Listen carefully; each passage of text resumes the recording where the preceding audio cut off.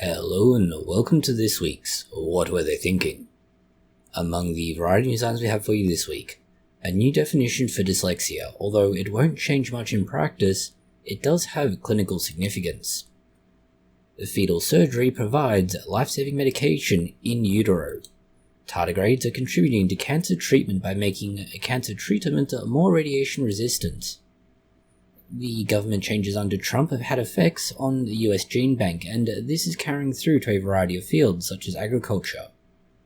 Melting glacier in Norway are revealing a large number of artifacts that were previously unavailable, and the use of things like ChatGPT to develop a vulnerable code, and how this is honestly seeming like a very big threat, but also an absolute nothing burger. The timestamps for these and other news items can be found in the description box below. We'll start with dyslexia. Dyslexia to most people is going to be something like reading letters and numbers backwards. For example, taking a B as a D, or a D as a B, or a 9 as a 6 as a 9, and so on. And it's a relatively old condition. It goes back to the 19th century, the late 19th century, but still, we're talking the 1800s here. The problem is that we've never really been able to narrow it down very well, or at least not until the mid-20th century. About 1960, there was a general consensus reached that it was a sort of learning disability, and pretty much that's how it got diagnosed. Did you have a different level of IQ and education versus your ability to actually read? And this was generally considered to be dyslexia. The severity of the imbalance between your IQ and learning level versus reading comprehension basically told them how severe your dyslexia was. This is where a new change, admittedly 60 years later, has come into play, so you could almost argue that roughly every 60 years we're redefining what dyslexia is. The new view of it is, rather than just being a learning disability, there's more to it, and it's effectively not going to change anything in real life for those with dyslexia, mostly because it doesn't change what you're experiencing, what's going on. What it does do is alter the clinical testing and understanding. In the general consensus, dyslexia is defined as being a set of processing difficulties that affect the acquisition of reading and spelling. Some or all parts of literacy are weak in relation to age, standard teaching and instruction, and level of other attainment. There's a little bit more to it, but fundamentally it's exactly the same thing, but they're focusing very much on the integration of information rather than just on the impact it has. Something that we can't deny is having an impact is Texas and the measles outbreak.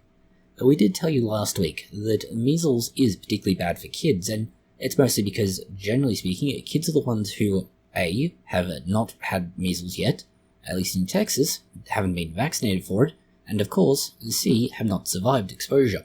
So of course, they're at a high-risk category. Now, shingles is a slightly different matter, but we'll ignore that particular problem for now. The issue is, Texas is seeing a massive number of cases, the largest in 30 years, but that's something of a hyperbolic statement. It is 124 cases across 9 counties, which is a lot for what it is, but it's not a lot overall for the population. It's very much a question of, is this a lot in one scenario or another? Is having one hand grenade pin out a lot, or is having one loaf of bread cut into 100 slices a lot? It very much varies on what scenario we're talking about. And in this case, 124 is a lot. At least in terms of clinical significance, because it started killing kids.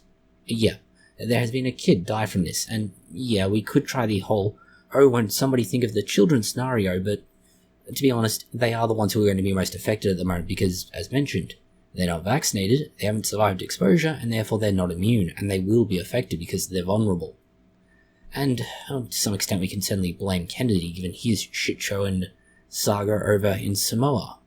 But for now, we really need to focus on what's going to happen, because the solution is going to require quite a few things. The awkward solutions are going to be intubation of children because, well, they need to breathe. But for some strange reason, children have this needy requirement for oxygen. It's absolutely mind-boggling, but apparently you have to give them oxygen now. But for the good old days when you could just, not do that. Oh wait, kids still died then, didn't they? In fact, they probably died more because there was more measles. Okay, we are being facetious, but you do need to increase oxygen supply and of course all the requisite facilities, resources and utensils to do so. Ventilators, tubing and similar are not like mushrooms after rain, they don't just appear out of nowhere. And so we need to raise the point again of get your damn kids vaccinated. There's no reason not to. MMR is a perfectly safe and very effective vaccine that provides protection against not just measles, but mumps and rubella as well. Another treatment, but arguably going even earlier into life, and by that we mean even earlier basically than before being born, treatment in utero or in the womb. And yeah, this is actually what's happening. There has been a surgery that's been conducted that goes into the uterus, provides a fetus with life-saving medication, and then allows it to recover without having to take the child out, or in this case, a fetus. This is a somewhat mind-boggling achievement, partly because, first of all, nearly all treatments require enough surgery that in some cases you have to take the fetus out of the mother. You can put them back in, yes, but they come out. In this case, though, they're able to get away with it for one simple reason. The obvious solution would be something like genetic modification, but we don't really have that option at the moment. There's no treatment currently approved or available to try on a clinical trial basis. So you have to look at what else you can do to try and fix it. And you really do want to fix it, because within 6 months, most kids born with these particular mutations develop severe muscle weakness and breathing difficulties. And going back to that earlier mentioned thing about kids needing oxygen, yeah, even more important when they're an infant. So how do they do this? Well, you go literally in utero and you provide them with a drug that's normally given once the kids are born. Now, the drug itself is, well, to be blunt about it, fairly well established. It's a long-running drug at this point. It's not ancient, but it's old enough that we know what it does and it's pretty well established. In order to stop the kid from dying though, which would normally occur by age 2, which obviously is long gone now, they gave this drug, but they gave it in utero. In order to do that though, it required FDA approval to begin early administration of what would be an oral drug. Typically something like, say, a fluid that you add to a drink or you put directly into their mouth, or in the case of an adult, a pill or tablet. As is rather obvious, given that, well, trying to give oral medication to a developing fetus is going to be very challenging, they actually didn't have to go into the utero at all, or the uterus at all. They could literally give the mother the medication and that would pass through at a high enough dose that the child, or developing fetus in this case, would receive adequate dose that they were protected. This means that for all intents and purposes, they've been able to treat the baby directly by knowing about the condition early enough that they can theoretically ensure it has a fairly substantial improvement in its life overall, if not very little impact from its spinal muscular atrophy. Not quite so cool, and certainly far less invasive than actual surgery, but still, a lot better in many respects. Next we have news that's going to go into both agriculture and oncology. It's the use of Brazil nuts and the possibility that we could extract new oncology medication or cancer medication from this. But it is very important to note that this will work in theory, but we have to be very careful with the dose. Understand, the problem we have is very simple. There is a small amount of certain chemicals within Brazil nuts, in this case selenium, and the theory is that having just enough selenium in your diet would improve your risk of cancer. More accurate to say, improve the odds of not getting cancer, but we're being a little bit semantic there. It's important to note that selenium is something that Brazil nuts are very rich in, certainly by contrast to most foods. In fact, very few foods could be arguably described as rich in selenium, and you only need a few of these each day to get your recommended daily dose. However, there is the upper limit to this. Where the recommended daily dose is 55 micrograms a day, there is an upper limit of 400 micrograms. Now yes, that is an 8-fold difference, but an 8-fold difference is reasonably easily achieved if someone's just overzealous in their partaking of Brazil nuts. The need for that upper limit is actually fairly straightforward. It does have notable toxic effects, or it could be better described as oversupplementation depending on how you're consuming it, but for now let's simplify it and just say toxic effects. This is called selenosis, and it's typically shown with things like brittle hair and nails, but it also generates digestive issues, skin rashes, and neurological symptoms. Yeah, trying to make yourself better by making yourself worse is not a great idea. In other news, we have science's favourite tiny microbial creature that's not really a microbial creature, the tardigrades, otherwise known as water bears. These seemingly somewhat adorable little critters could be giving us the next tool in fighting cancer. Not by actually fighting cancer themselves, but by taking certain parts of what they make, in this case proteins, that will make the medication used for cancer more resistant to radiation. It might seem like an odd idea. Why do we need to make it more resistant to radiation? And, well, to be blunt, radiation therapy is actually a fairly reliable tool, but because it is a beam and it travels more or less in a straight line, well, it does a lot of harm. And one of the things it can harm is the oncology medications you're on, as they should theoretically be delivered to and ideally build up somewhat in the tumour, targeting it specifically. But if you end up damaging them using radiation, well, you've just undone all that work. So, using the proteins that the tardigrades make, which are really good at resisting radiation, you could sort of protect your various chemo agents, and this would in turn allow for both more targeted radiation therapy, but using it conjunctively with things like chemotherapy. Now, again, we are being somewhat, let's say, optimistic when we describe this, partly because, well, this is very preliminary, and also because it assumes that they can actually make it work. We don't just mean, oh yeah, we've got this thing, we mean as in, you can actually somehow attach these proteins in a useful way to whatever medication you're trying to deliver. One of the suggested mechanisms to get around this is actually quite straightforward and something that we are somewhat more familiar with now. And that is, you take your, basically an mRNA vaccine that generates this particular protein, the same way the COVID-19 vaccine does, and you inject it into the site. And because of that, you do sort of temporarily do some protective work in terms of the cells in the area, but you allow for the delivery of both the radiation and the chemotherapy drug. It's a very temporary solution though, so that means you can continue to dose the cancer site with radiation after the fact and create what is, for all intents and purposes, a double hit. That is a 1-2 punch. First you hit the radiation, and then you hit it with your chemotherapy agent. It's not quite a flirt like a butterfly and sting like a bee, it's more like hit with a sledgehammer and then another sledgehammer. In news that's slightly more relevant both to medical news and to agriculture, the changes in the USDA's genetic repositories has come after the changes by, well, to be blunt about it, the Trump administration. This has had notable effects, particularly on things like agricultural research, where unfortunately, those genetic repositories are very heavily relied on. Understand, we're talking about Genebanks here, basically large databases of genes that can be used in research to try and develop and otherwise prevent certain things. For example, do you want to try and make something resistant to certain mold varieties? For example, resistant to aphids? All sorts of conditions that would otherwise be very unhelpful. It's one thing they've been using it quite heavily in terms of, say, bananas and fungal invasion. So having the staff, particularly heavily involved staff with this, be fired, well, this is really not great. It's not to say that this will be an ongoing forever problem, but it is very important to note that this is having an impact now and may, in some respects, have carry-on effects for quite a few years as well. Let's say you have somebody who's learnt COBOL and they've been working on this particular area of work for 40 years. You probably have no one to take over because no one writes COBOL anymore, at least no one understands it. And so you now have to train someone up and hope that they can figure out whatever the hell's going on in the background. And of course you have all the other variety of other issues, particularly with regards to continuity of somebody running a particular project.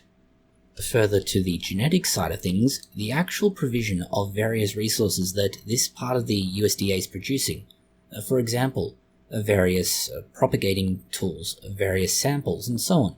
None of these will be available because they just don't have the staff now to be able to provide them, which means in theory the government's sitting on a gold mine of resources that will never see the light of day. In a related bit of news, although this time looking more to animals, we have a crossover between animal-related news and clinical news in that it's a very short but interesting note from Neil Stone, a doctor. He treated someone for Brucelliosis. This is an infection. Now, this doesn't sound that surprising or that exciting. It's how they came to be infected. They were consuming raw milk, which you would wonder, okay, they got sick. Surely you have a way to fix this. And yeah, we do. Pasteurization. That's the problem. You can't have raw milk and pasteurization. As such, the individual experienced all sorts of fun needing weeks of antibiotics and getting their spine infected with this. Yeah, that's a good time, and the first way somebody's going to try and spend their holiday in bed in a hospital on antibiotics is slowly getting better from something that could have been avoided in the first place.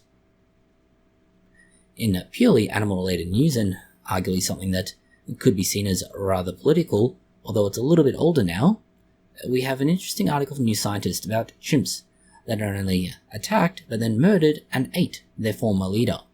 It's also described as tyrant here, although, given the current political environment, we might well get in trouble if we were to use that term too close to the other things mentioned. What's happened is straightforward enough. The chimps were living in a group and they found that, there was a slight problem with the social coherency or cohesion of said chimp group. And this led to, essentially a coup or a revolution, if you will. And that revolution,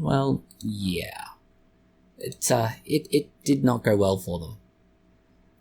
We'll leave the link in the description box below, but beating up, then killing and eating your former leader is one way to take over their position, just not the way we particularly choose ourselves. And next we go to purely environmental news and Norway. And no, we're not talking about Vikings, or at least not Vikings directly. Instead, we're looking at the variety of artifacts that are showing up as glaciers in Norway melt or recede. And this has led to the discovery of things like wooden tools, statues, and all sorts of other objects. And archaeologists are in a frenzy. They're climbing up these mountains to try and find what exciting, interesting tidbits are suddenly available to them. The hope is that they'll be limited to only these particularly exciting things and not, say, exciting and exotic diseases, or waking up some sort of undead horror or something similar. We're really, really hoping it'll stay with odd tidbits from ancient history. There are a few somewhat entertaining difficulties or unique aspects to this particular form of archaeology, and that's that they can't really rely on normal approaches to this. They're basically any kind of vehicle. Instead, they literally have to hike up the hill with pack horses in order to be able to do what they're doing, and then bring back whatever they happen to have found. The next bit of news we have for you is, fairly straightforward, and it's the effect that some of the government changes have had purely on research. Understand that this is not necessarily entirely accurate, and it is from science-based medicine, which we would argue is somewhat liberal-leaning, but they do make some fairly well-established arguments. That is, and ironically enough, that USAID, which was established by President John F. Kennedy in 1961 and essentially undone partly by his relation, RFK Jr., in 2025, is that a lot of the USAID has actually gone into clinical trials in places where, to be blunt, they may not necessarily be able to fund it directly themselves, or at least not in full. And this is particularly important for things like, say, HIV or malaria, where, to be blunt about it, yes, HIV is present in America, but largely speaking, and certainly in relative terms, America can look after those with HIV fairly damn well. However, places like Africa, not so much. Malaria is somewhat similar, except in America, malaria isn't an issue for the most part. Yes, it is present, but there are treatments and it's not as widespread. In Africa, it's a part of daily life in some areas. And because of this, the cuts, if not outright ceasing, of USAID funding has led to the cessation of more than 30 of these trials. And while we wouldn't argue that they are cruel, we would argue that they are certainly wasteful in doing this. The simple reality is that these trials have already been set up and may already have been running by the time they found out, actually, you get no more money from us. And that does mean that the research that was already underway, the people who've already done this work, those who have volunteered to take part or however it is they've set these up, and so on, just have been told, nope, that's it, pack your bags and go home. Yeah, it doesn't really work that way, especially not with clinical trials. So this is not only a waste in terms of the sheer waste of resources that have gone into it so far, but the fact that it's going to hurt ongoing research into the future. And consider this. If you were involved in something, and it's a fairly important something, and then suddenly you get told, oh, we're stopping this without any prior warning, what are the chances you'd be willing to take part again in the future? Yeah, that's why we see this as wasteful. Not necessarily cruel, partly because cruelty would require some intention to cause harm. This is just, nobody's really thought their way through this very well. In the final piece of news we have for you this week, we have AI, or what's supposed to be AI. It's things like ChatGPT in particular that we're looking at. And the idea of getting something like ChatGPT to write insecure code and just present it to the users. And what they found is that, well, it's really not a good idea.